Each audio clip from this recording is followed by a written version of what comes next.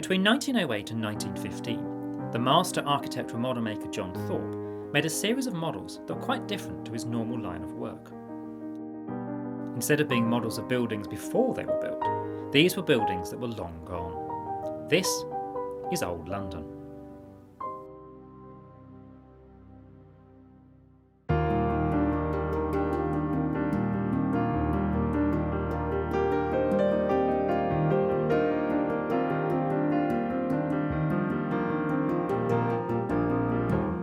John Thorpe began his career as a model maker in the 1880s, but even as a child he showed a keen interest in both making models and theatrics. While a pupil at Christ's Hospital School in Horsham, he made a working model of a stage set that he presented in a cardboard theatre and charged his friends the price of one sewing pin each to view it. History was also another of Thorpe's passions, and as his drafting business, the London Drawing and Tracing Office, quickly shifted to becoming a dedicated architectural model making firm, his thoughts often turned to how he could combine his love of history, models and theatre, and in 1901 began to draw up ambitious plans for a 100-foot circular model of Elizabethan London that would revolve in front of a seated audience, complete with sounds and lighting effects. Too complex to realise at the time, this bold idea soon developed into a phenomenally successful series of models built to be displayed at the 1908 Franco-British exhibition held at White City in London. Old London Bridge, Old St Paul's, Baynard's Castle and the Gates of London were all built as intricate dioramas. Thorpe's model of the Old St Paul's Cathedral depicted the building before the collapse of its spire in 1561. Made from timber and card to a scale of 1/8 of an inch to 1 foot, 1:96 scale, the model was based on Thorpe's own meticulous research and is today still considered to be one of the most accurate interpretations of the building. Individual models of the Seven Gates of London were also produced, these proving so popular that first postcards of the models were produced for sale, and then in the 1940s, paper models of the models were then sold. The highlight of the 1908 exhibition was Thorpe's model of Old London Bridge. A huge model over 21 feet long, it was again based on Thorpe's own research. Built at 1/15th scale, it was presented with a painted backdrop and a proscenium arch to frame the lighted scene. 70 people could view the model at any one time. At one end of the model, a moving water wheel was included, and as this newsreel footage of the model being repaired in 1929 shows, the model was animated with people and animals walking across the bridge.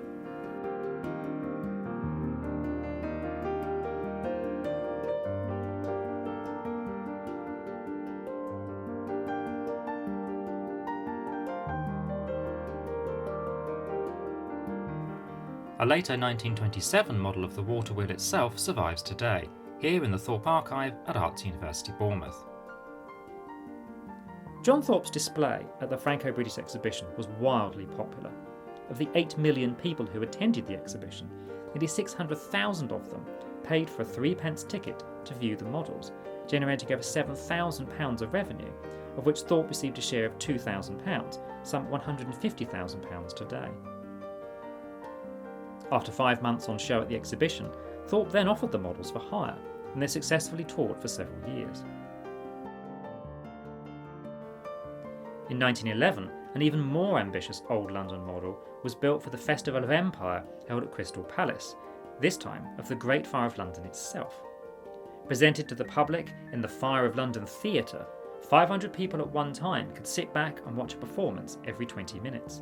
A huge diorama of London with Old St Paul's at the centre, the model was animated and showed how that fateful day in 1666 unfolded. Gregorian chants could be heard from a gramophone, while a piano accompaniment provided suitably dramatic music as smoke and lighting effects began to depict the fire taking hold. Even the roof of the cathedral was timed to fall in. In this rare photograph of the model, John Thorpe's son Leslie can be seen repairing it in the late 1940s after the model itself was damaged during the Blitz. Further models were added to the series, including a large model of the Tower of London as it was in 1600 that John made with the assistance of 4 of his model makers over a 6-month period, and models of the First Royal Exchange and of a 17th century Frost Fair. The final model in the series was another animated diorama. This of the 1616 Lord Mayor's procession passing through Cheapside, filmed here with John himself in 1929. Recreating one of the most lavish Lord Mayor's parades in history, the figures can be seen moving past flag-bearing onlookers leaning out of the windows above.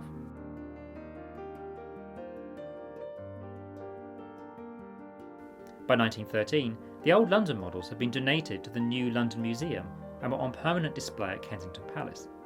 Quite what happened to most of them remains to be uncovered, but the old St Paul's model is still in the museum's collection today, some 115 years after it was made. The rest we can thankfully experience through the photographs and film footage that Thorpe's archive contains.